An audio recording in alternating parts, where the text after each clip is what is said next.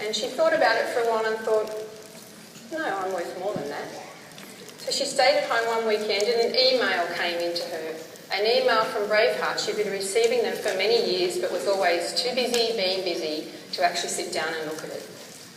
She sat and watched it this weekend and she rang me on the phone and she said, oh my God, I think I have to go to LA for this. I said, what? LA? We're in Australia. It's like, we just don't get on a bus and go. You know, there's a lot of organisation in it. She says, no, I just feel that this is what I want to do. Do you want to come with me? And I've gone, no. No, I don't have that money. I don't know what this is about. She'd been doing a lot of self-development courses over the years via webinars and things like that. I'd done nothing like that at all. Going, no, you're far, far down this track than I am. I'd like to be there, but no, not just yet. So she said, well, I'm booking it. And I went, good on you. And then I'd go home and I'd tell my husband that she was going to go and do this course. He says, why don't you go? And I go, oh, no. I can't do that. It's, no, not me. Anyway, unbeknownst to me, he had said to her, she's going with you, she just doesn't know it yet. And sure enough, I got on that plane with her. I walked onto the plane, she was in premium economy as I walked past with a champagne in her hand going, as I wandered down to cattle class and sat in the back with the rest of the cattle.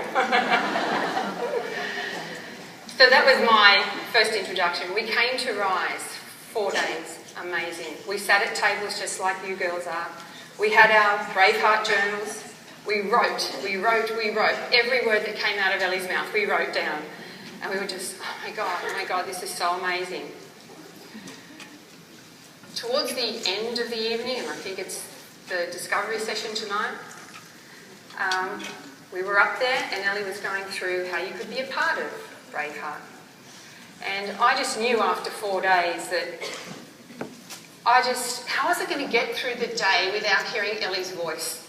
How was I going to do anything without hearing that inspiration on a daily basis? So we went to the discovery sessions and Ellie started talking about that you could become a resonator. My girlfriend just said, oh my God, I need to do this. She felt it here. I was like, oh my God.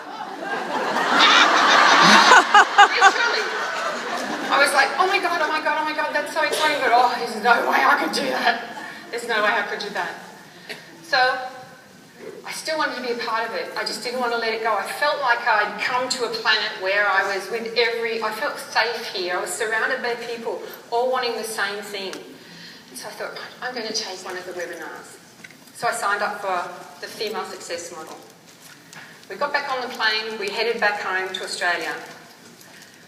The very next day when I got home, I had to attend a strategy day for our company. I work for an engineering firm, mostly male-dominated. And we were having a strategy day on how we could turn the business. $50 million a year, let's get down there, let's get in there. And it was all the managers that were in the room. And they were all standing around and they were all talking and saying, this is what we should do, this is what we should do, this is what we should do. And over the previous 12 months, because it's a very specialised industry, we were sending people overseas for training. And these people were coming back. And then they were getting taken by our competitors for just maybe another $20,000, $30,000 more a year in salary. And then, well, why shouldn't we do that? So I sat in the room and they were talking about it and I thought, right, I was doing my oxytocin breathing the whole way and then all these men are looking at me going... So I decided that now was the time to own my voice. And I stood up and I said, you're not doing this the right way. We need to think about the people. You need to think about not just the money, but the people that are in the business. We need to give them a level of hygiene where they're coming to work and they're happy to come to the work. They're not coming to work just because they need that money to pay for that next bill, but they want to be there. They want to come in, they want to have pride in the business. So I think they took that on board. A few daggers were thrown at me and one of the general managers said, well, you were really outspoken today. And I went, yeah.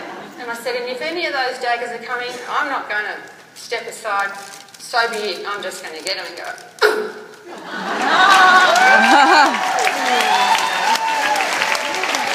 So within 2 weeks of me returning to work, all 25 of the people that work in my team were given pay rises. And I thought, wow, I didn't get one. But that's okay. I wasn't there for that. Because what was happening is people were leaving and it was being left to the people that were there to take on more work and more work and more work. At the time I was working just on my own, doing a lot of the work in the company. After that day, the general manager came to me and he said, what do you need to do this work better? What is it that you want? And I said, well, I'd like some more stuff. Today I currently have, not only do I work with a team of 25, I jointly manage this section, but I now have 4 women who work underneath me, or with me I should say, in collaboration to get the whole thing moving. I can't believe what has happened since 12 months ago.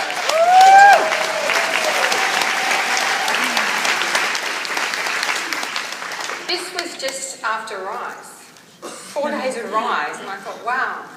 So I went home and I eagerly waited for the first of the webinar female success model to come out. Every day I heard Ellie in my head. I listened to the tapes every day, 2-3 times, and then I would sit down at a table on my own, listen to them again and write notes. Just the points that I needed to get. It would probably take me 2 weeks of this on a daily basis, and then I would walk around the block every morning by the beach and Ellie was in my head. Do this, do this, do this. And slowly I started to realise what my survival pattern was. I'm now able to recognise my survival pattern when it jumps up at me. I am a 1, always being wanting to please other people, afraid of what people would say, always being judged. And yeah, I'm more comfortable with that now. Another thing that I've gotten out of not only this, but I've always liked to dance, but I've always been this is. Now, I just can't stop. It's like my arms are up there and I'm like this, and I even find myself in the supermarket with my trolley, with the music going, yeah! As I'm walking through the supermarket. And I've even found myself in the morning when I'm walking or jogging around the block that all of a sudden there'll be just a little dance and off I go on a little spin and down the road I go. It's just been amazing. And it feels so good. Woo! So good.